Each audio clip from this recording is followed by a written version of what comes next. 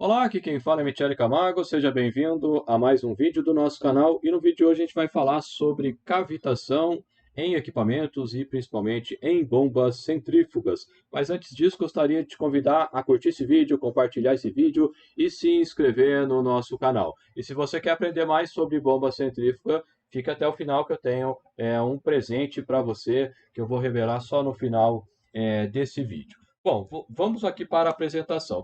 Primeiro, o que é cavitação? O termo cavitação, ele vem da palavra cavidade. Cavidade é como se fosse um buraco, vamos dizer assim, né? E o que seria esse buraco, então? Toda vez que você tem o escoamento de um líquido e a pressão desse escoamento chega na pressão limite que transforma, né? Que as substâncias elas podem estar líquidas, sólidas ou gasosas. Isso vai depender da condição de temperatura e pressão, principalmente. Se você chega na pressão que começa a vaporizar o líquido, você começa a ter bolhas dentro do líquido, desse escoamento. Esse ponto, na onde acontece a vaporização, é chamado de pressão de vapor. Então, a pressão de vapor ela está associada a uma temperatura. Né? Então, cada pressão de vapor de um líquido, e isso muda em função da temperatura, em função da pressão, você tem uma temperatura associada. Então, por exemplo, a água, a pressão atmosférica, ela vaporiza a nível do mar por volta dos 100 graus Celsius. O que significa isso? Que para a temperatura de 100 graus, ou a pressão de vapor da água é a pressão atmosférica, por volta de um bar manométrico. Agora, se você pegar e pressurizar a água, digamos que você pressurize a água para 15 bar. Então, para 15 bar, a temperatura da água vai chegar lá na casa dos 200 e tantos graus. O que significa isso? Que para a temperatura, eu não lembro agora o valor certo, mas digamos que é 220, para 220 graus Celsius, você tem a pressão de vapor da água a 15 bar. Então, ela muda, a pressão e a temperatura, elas acompanham. Aumentou a pressão, aumenta a temperatura de vaporização também. E o contrário também acontece. Se você diminuir a pressão, a temperatura de vaporização também diminui. Então, se você pegar um sistema que trabalha com pressões negativas, no caso com água, você vai ter casos que com 50 graus a temperatura já começa a vaporizar. Então, tudo começa nessa questão. A pressão do líquido, por algum motivo, aí tem vários motivos, a gente vai ver daqui a pouquinho, por algum motivo chega na pressão de vapor do líquido. E aí eu começo a ter a vaporização. Tá, mas por que a cavitação é problemática? Porque se nesse escoamento a pressão volta a subir, ela sai da condição que eu começo a vaporizar para uma condição de não vaporização, o que vai acontecer? Essas bolhas vão implodir. Implodir seria explodir para dentro, né? Explodir já é para fora, mas seria o efeito de como se fosse explodir assim, só que internamente. É isso que eu vou mostrar aqui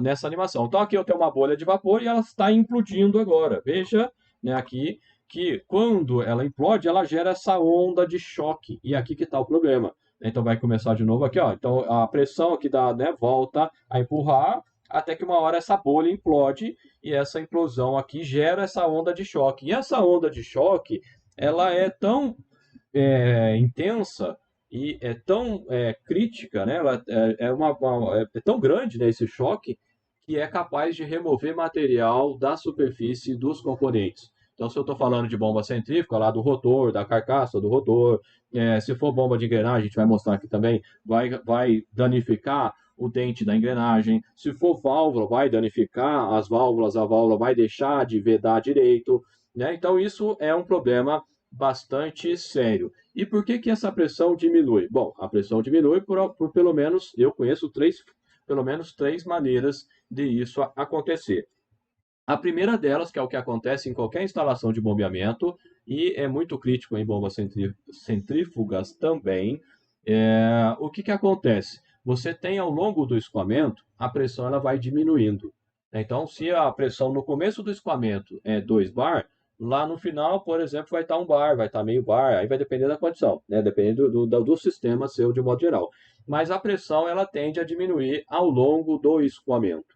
No caso da sucção da bomba, é o ponto mais crítico. Por quê? Porque ali você tem, muitas vezes, pressão atmosférica, que seria a pressão manométrica zero. Você começa na linha de... Quando você vai seguindo na linha de sucção, você vai ter pressões negativas ali, pressões de vácuo. Então, o que que acontece? Pode chegar nessa condição que eu falei, de uma pressão de vácuo ali suficiente para que em 50 graus, por exemplo, a água já vaporize.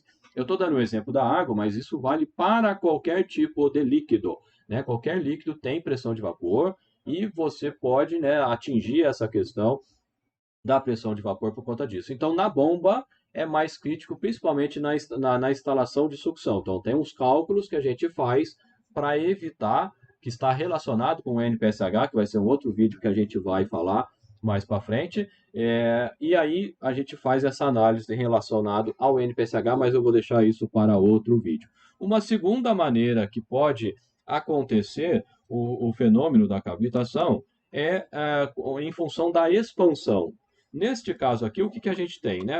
Vamos observar aqui esse espaço entre esse dente aqui, que está formando esse vórtice. Esse vórtice aqui é a cavitação, também vapor do líquido que está sendo bombeado aqui, que está vaporizando. Então, o que, que acontece? Chega um determinado momento, que nem agora aqui, que está um espaço pequeno.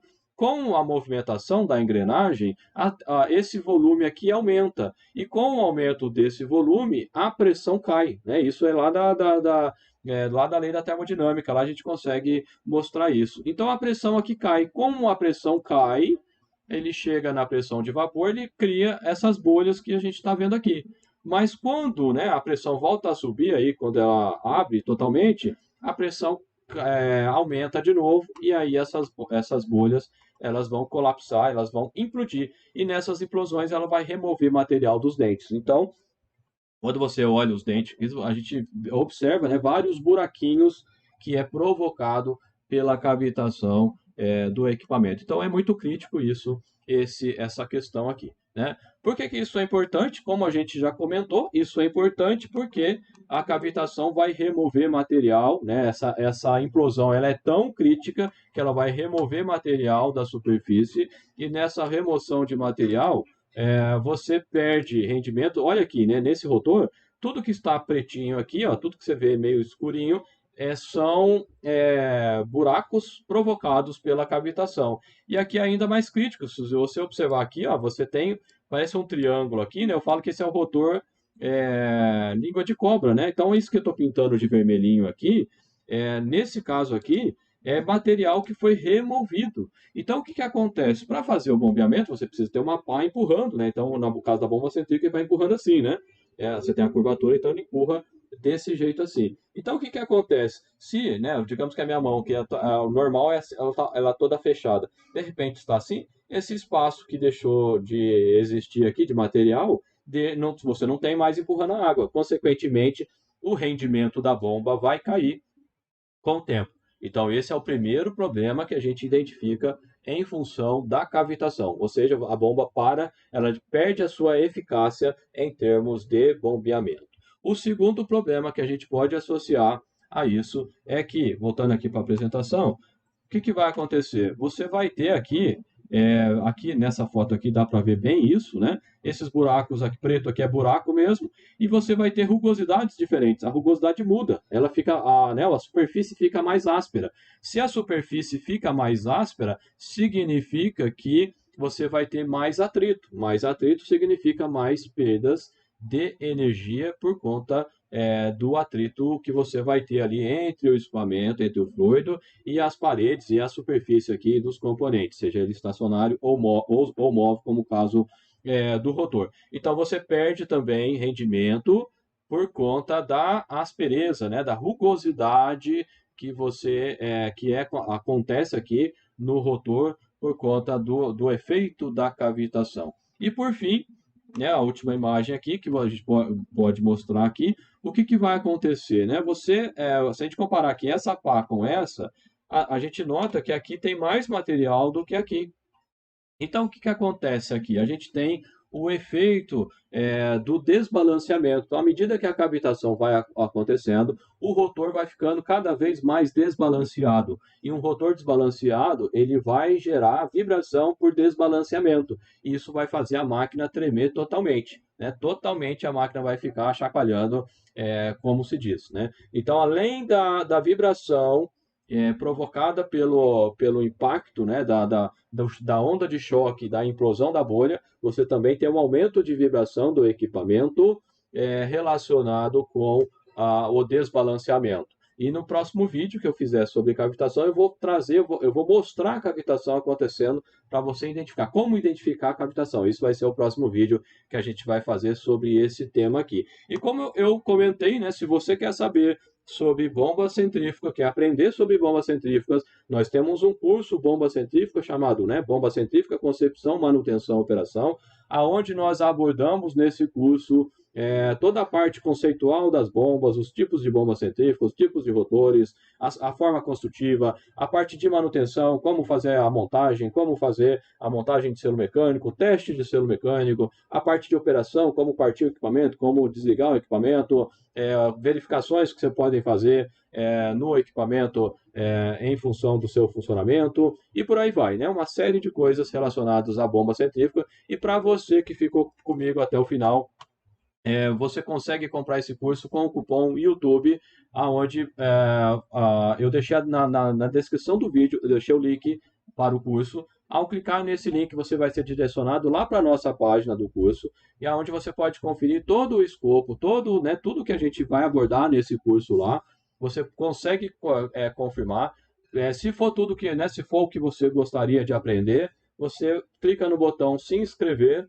E ao clicar no botão se inscrever, você vai, antes de fechar, antes de concluir, você tem que digitar lá na parte tem o cupom, você digita o YouTube e você vai ter 15% de desconto. E assim você vai ter acesso ao nosso curso, são mais de 15 horas de curso, você tem acesso a todo o nosso compilado de vídeos, mais facilmente lá, tudo que está no YouTube está lá também para você acessar de mais fácil sobre esse assunto. Você vai ter acesso por 5 anos e qualquer dúvida você pode mandar para a gente via WhatsApp, você consegue até ver o WhatsApp aqui, né?